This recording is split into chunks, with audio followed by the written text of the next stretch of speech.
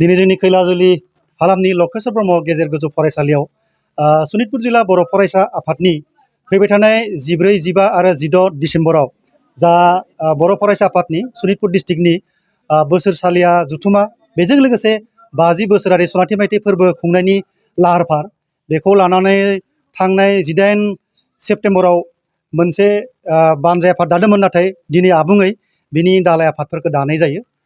बे दालाय आफादखौ जों बे लकेश्वर ब्रह्म गेजेर गोजौ फरायसालियाव दिनै आबुङै दादोंमोन आरो बे दानायाव जोंहा मिरु आफादनि नेहाथारि बिथां बिरदाव बर' सारा दंमोन आरो लोगोसे जिल्ला आफादनि नेहाथारि अनेस मसाहारि सार लोगोसे सनितपुर जिल्ला बर' फरायसा आफादनि आफादगिरि राजेश बसुमतारी लोगोसे गोबां बिबानगिरि बिथांमोना दंमोन आरो लोगोसे राङापारा दख'रानि बिबानगिरि बिथांमोनाबो दंमोन।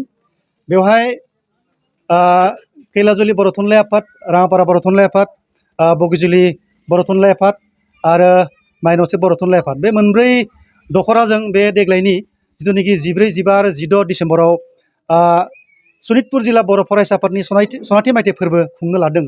बिनि जिथुनाखि दायित्य एबा बानजाय आफाद दानायखौ बे मोनब्रै आनसलिकआ बे लकेश्वर ब्रह्मनि फिल्डआवहाय खुंनो लानाय जादों आरो बिबानगिरिफोरखौ बिनिफ्रायनो सायख'नाय जादों। दिनै गाहायै बेहाय जोङो फाइनेन्सियेल साब कमिटिखौ दानाय जायो। बिनि अनगायै फुडिं साब कमिटिखौ दानाय जाबाय, लोगोसे गेस साब कमिटि दानाय जादों। बिनि अनगायै जोङो हेल्थ एन्ड सेनिटेसन, एकमडेसन आरो बिदिनो माने जिखिनि मोन 18 बे मोन 18 कमिटिखौ आबुङै दानाय जादों। बेहाय जोङो चेयारमेन आरो कनभेनरखौ लानाय जाजोबदों, नाथायबा माखासे सोद्रोमाफोर दंबावो बेखौ जोङो बे सप्तासेनि गेजेराव मोन 18 जिथुनाखि साब कमिटि बे साब कमिटिनि चेयारमेन आरो कनभेनरफोरखौ लाबोनानै जोंनि गाहाय बानजाय आफादजों लोगोसे दख'रानिबो थागोन बिबानगिरि बिथांमोन जों बेखौ फुल प्लेसेड मेम्बारखौ सोजोबनानै बे सप्तासे फैबाय थानाय सप्तासेनि गेजेराव माने बेखौ दाफुंनाय जागोन। रायजोफोरखौ मा खावलायनो सानो बेयाव जे माबायदि हेफाजाब होनो खावलायगोन? दिनैनि बे जुथुमायाव फैदोंमोन गोबां रायजो राजाफोरनो, दा रायजो राजाफोरनिफ्रायबो पजिटिभआनो, मानोना बेवहाय दिनै बे सनितपुर जिल्ला बर' फरायसा आफादनि जिथुनाखि दा 50थि बोसोरनि सनाथि मायथाइ फोरबो लोगोसे बिनिनो बोसोरसालिया जुथुमा बेखौ खुंनो मोननानै बिथांमोना गोजोननाय मोन्दों। रायजो राजानिफ्राय जों मतामत लादोंमोन फाइनेन्सियेल बिथिं आरो गुबुन गुबुन खामानिनि बिथिङावबो बहुत रायजोफोरनि गेजेराव मोनसे रंजानाय उत्साह नुनो मोन्दों आरो जों।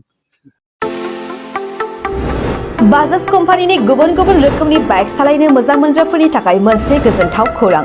ब्रह्म अट'मबाइल्स एबा बाजाज श'रुमआ लाबोदों नोंथांनो दुर्गा फुजानि स्पेशेल अफार।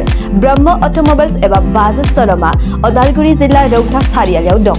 खोब खम बेसेनावनो एबा 9,999 डाउन पेमेन्ट होनानैनो नोंथाङा बाजाज कम्पानिनि गुबुन गुबुन रोखोमनि बाइकफोरखौ लानो हागोन।